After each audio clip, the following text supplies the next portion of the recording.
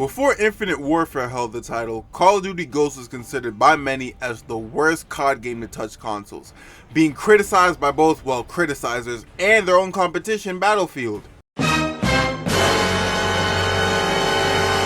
Granted, IGN made the comment, but they still put it on the back of the box. You know, for years, a lot of people talked about how bad this game was, how it was a failure, how it was considered the downfall of the COD series. Myself included, I've criticized it just as much. I believe COD Ghosts is when the series really first started receiving negative commentary and criticism that mainly focused on the quality of the game. Recently, I decided to buy a copy of Ghosts for Xbox One to see if the game was really as bad as what we made it seem. For those of you who haven't played it, Ghost is a first-person shooter just like the other entries in the series, being released a year after BO2. I feel like that plays a part in this somehow. Now, right off the bat, we got the campaign. The campaign really focuses on two brothers, Logan and Hesh, and their father Elias and their dog Riley. An economic crisis causes nations in South America to form together and create a military force called the Federation. The Federation starts invading and warring with other countries, including the US. How does that lead to our protagonist? Well, the protagonist's father, Elias, was part of some sort of super group called Ghosts, which was basically a US Special Forces unit.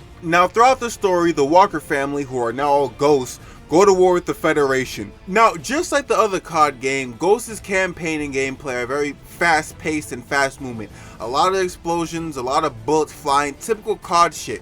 But one thing I can say I liked about Ghosts, specifically its campaign, was the cutscenes and the storytelling. I wouldn't say its storytelling is as good as, say, I don't know, Modern Warfare 2's, but the storytelling in this game, it has a lot more of a visual effect. Not only is the narrator telling a story, but the cutscenes themselves tell a story. They go hand in hand in making sure that you get the idea.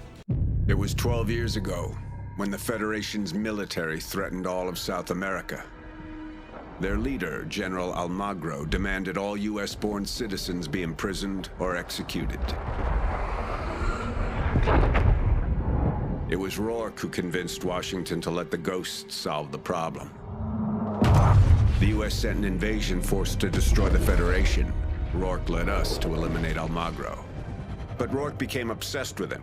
He talked of the man as if he were a bounty, and it was clear he would stop at nothing to claim that prize.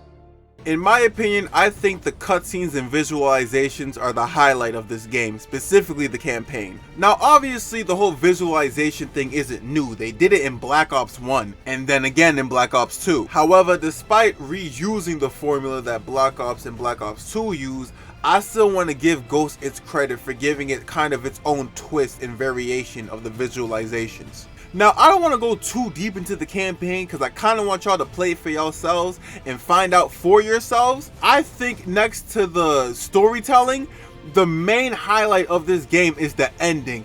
The cliffhanger that this game leaves you on will either excite you or piss you off. It's one of the two. We have no idea what happens to the main character Logan. We have no idea what happens to the main villain Rourke. They leave us on a complete cliffhanger. I think the reason why they did that was so that they can open up with a sequel, but it's been 9 years later and Ghost 2 never released, so I figure this is the last we see of the main characters. Now, campaign aside, another mode I want to talk to you about is multiplayer. I think out of all three modes, campaign and extinction, multiplayer probably has the most issues. Now, just like the other COD games, it's your typical multiplayer. Team deathmatch, domination, you have a variety of game modes. My issue with this multiplayer is it's 6v6, but the maps are meant for like 10v10s, if not 12v12. I mean, there are a couple maps that kind of fit the 6v6, like Strike Zone or maybe Skyscraper, but maps like Stonehaven that are just large as fuck for no reason, they don't fit the 6v6 standard, and I feel like they were trying to go for a map that was meant for snipers, which is cool, I guess. Stonehaven feels like one of those maps that would have fit into the big team battle game modes back in like MW3 or MW2. It's way too big for 6v6. Something that was new in multiplayer at the time was the customization. Instead of ranking up your guns and unlocking attachments as you go, they give you all the attachment, but there's like a currency system. The more you level up, the more currency you get, and the more currency you get, you can buy attachments, which is cool, I guess, but I'm more used to the older system of card games where you just grab a gun and you rank it up to the highest level you can. So it was definitely an adjustment to me. Another thing that changed was the perk system. Rather than having 3 at a time, you got a variety of them. It kind of was the same as the currency system, but you have a total of like 10 to 15 points that you can scatter around perks. Each costs like 1 or 2 or 5, and depending on how many points you use is how many perks you'll have. I will give multiplayer this. I like that you were able to play as Makarov or Zakhariev or however you pronounce his name from games like Modern Warfare and Modern Warfare 2. I didn't buy them because, you know, I didn't do DLC at the time, but it was cool that you still had the option to play as them. Other than that, as I said in the beginning, it's your typical Call of Duty multiplayer. Kill cams, skill streaks, all that good shit.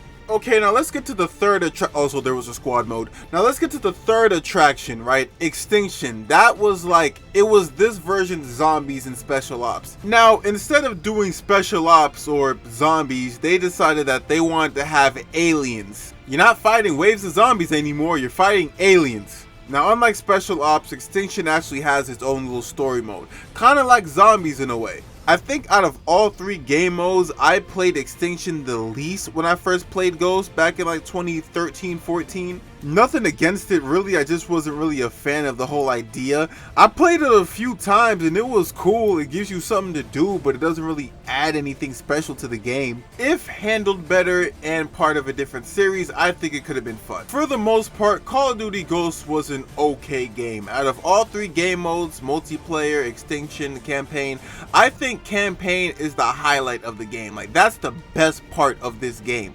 As I said, the visualizations, the storytelling, I think that's the best part of Call of Duty Ghosts. Multiplayer and Extinction could be handled better. If they were handled better, I think the game would have done better critically. Now, with that being said, do I think Call of Duty Ghosts is the worst in the series?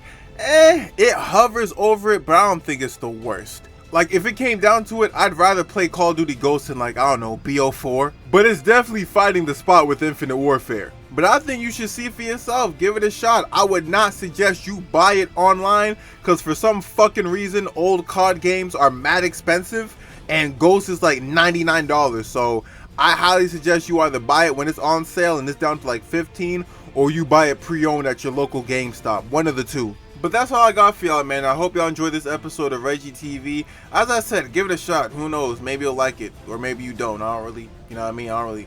But hey, I hope y'all enjoyed it. I appreciate y'all for watching this episode of Reggie TV. I'll see y'all in the next one. I'm out.